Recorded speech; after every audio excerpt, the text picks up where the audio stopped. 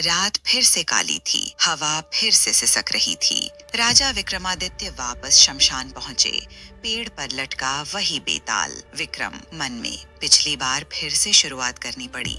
इस बार कोई गलती नहीं होगी। विक्रम शव को उठाता है और चल पड़ता है। बेताल मुस्कुराता है। बेताल तेज आवाज में, राजा विक्रम, तुम जिद्दी तो हो, चलो सुनो मेरी दूसरी कहानी। पर हाँ, जवाब दिया तो मैं उड़ जाऊंगा। एक समय की बात है। अंग देश का राजा चंद्रसेन था। उसकी बेटी राजकुमारी रोहिणी अत्यंत बुद्धिमान और सुंदर। शादी के लिए कई राजाओं के प्रस्ताव आए, पर उसने एक शर्त रखी, जो भी मेरी 5 पहेलियां सुलझाएगा मैं उसी से विवाह करूंगी। कटु दरबार में राजकुमारी रोहिणी, बुद्धि, साहस और सच्चाई का मेल, इनसे ही मैं अपने जीवन साथी को पहचानूंगी। 3 युवराज आते हैं, एक के बाद एक। हर कोई फेल होता है, कोई अति आत्मविश्वास में, कोई अधूरी बुद्धि में। राजा चंद्रसेन दुखी होता है। फिर आता है एक साधारण वेश में युवक समर। एक एक करके राजकुमारी की 5 पहेलियां, सस्पेंस भरी पहेलियां, जैसे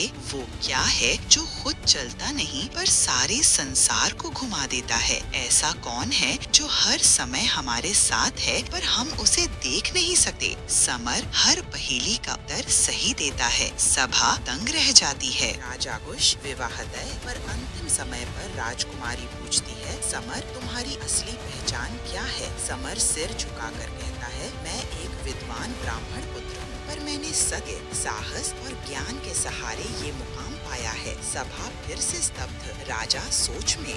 बेताल तेज हंसी के साथ, तो विक्रम, अब बता, क्या समर को राजकुमारी से विवाह करना चाहिए या उसका झूठ उसे अपमान का पात्र बनाता है? विक्रम शांत भाव से, समर ने किसी को धोखा नहीं दिया। उसने गायन और निष्ठा से सब कुछ हासिल किया। वो योग्य है। बेताल उड़ते हुए, हाँ हाँ हाँ, तुमने फिर उत्तर दे ही दिया विक्रम। अब मैं फिर लौटता हूँ अपनी डाल पर। विक्रम धीमे स्वर में, जब तक तुझे पकड़ ना लूं बेताल, मैं हर बार वापस आऊंगा। कट 2। बेताल पेड़ पर हंस रहा है। जंगल में फिर से सन्नाटा। गाढ़ी धुंध, पेड़ पर उल्टा लटका बेताल। राजा विक्रम दोबारा पहुँचे। इस बार तलवार कमर पर बंधी, चेहरा थकान पर, निश्चय अटूट। विक्रम मन ही मन, जब तक इस रहस्य का मूल न मिल जाए पीछे हटना धोखा है। विक्रम पेड़ पर चढ़ते हैं। बेताल छींटाकशी करता है। बेताल खींचते निपोड़ता, राजन तुम फिर लौटे, क्या अगली पहेली सुनने की जल्दी है? विक्रम बिना बोले शव उतारकर कंधे पर डाल लेते हैं और चलता बनता। जंगल का रास्ता, पत्तों की चरमराहट। बेताल, सुनो विक्रम, अगर तुमने आज मेरा उत्तर नहीं दिया तो भोगोगे पराजय। मदर यदि बोले तो मैं फिर उड़ जाऊंगा, तुम्हारे साहस को दाद दूंगा। पर एक राज बताऊं, तांत्रिक तुम्हारी प्रतीक्षा में यज्ञ कुंड सजा चुका है। विक्रम पहली बार बोलते हुए, शांत पर कठोर, धोखे से मिले बलिदान का मुझे डर नहीं। कथा सुना वरना चुप रह। शमशान के विपरीत दिशा में एक उजाड़ मंदिर, काला धुआं, अग्नि कुंड जलता है। तांत्रिक भयानक नेत्र, रुद्राक्ष माला, मंत्र पढ़ते हुए। तांत्रिक, जब विक्रम बेताल को यहाँ लाएगा, उसकी रक्त धारा से मेरी सिद्धि पूर्ण होगी। सुनहरी आंखों वाला गिद्ध आसमान में मंडरा रहा है, मानो तांत्रिक की दृष्टि हो।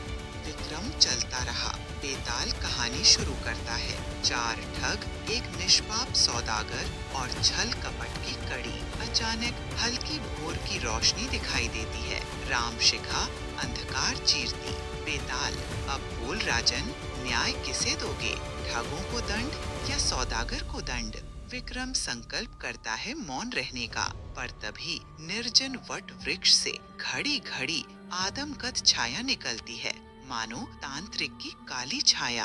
भयावह चीख गूंजती है। विक्रम सहसा तलवार खींचता है और इसी क्षण मचान बहक कर टूटता है। बेताल विक्रम के कंधे से फिसल जाता है और हवा में ठहाका लगाते हुए वापस पेड़ की ओर उड़ता है। क्या विक्रम अगली बार अपनी मौन प्रतिज्ञा निभा पाएगा? तांत्रिक का काला यज्ञ पूरा होगा या टूटेगा? जानने के लिए देखिए विक्रम बेताल भाग 3। और हाँ, हमारे चैनल कहानी दर्पण को जरूर सब्सक्राइब करें। धन्यवाद।